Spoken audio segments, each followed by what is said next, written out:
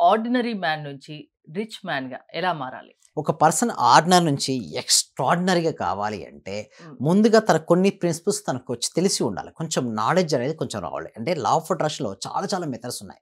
But A method అంటే time line therapy అని ఒకటుంటుంది. Act as if madam. అంటే నేను ఆల్రెడీ పొంది ఉన్నట్టుగా దీన్ని ఇంకో టైమ్ లైన్ జంపింగ్ కూడా అంటారు. Act as if time line jumping అంటారు. అంటే ఎలా ఉండాలంటే ఆల్రెడీ పొంది ఉన్నట్టుగా బిలీవ్ చేయాలి. అంటే ఒక ఆర్డినరీ పర్సన్ చెప్పారు. ఒక పూర్ పర్సన్ ఉన్నాడు.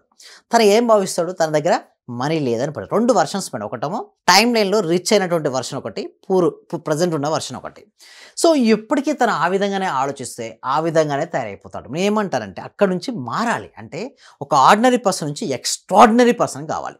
ఒక పూర్ పర్సన్ నుంచి రిచ్ పర్సన్ కావాలి. ఇదొక వెర్షన్, ఇదొక వెర్షన్. మధ్యలో ఏం గ్యాప్ ఉంది? టైమ్ గ్యాప్ ఉంది. ఇది క్వాంటమ్ జంపింగ్ అంటారు. అంటే కొత్త వెర్షన్‌గా నువ్వు ఆల్రెడీ ప్రవేశించినట్టుగా. పరకాయ ప్రవేశం అంటారు కదా!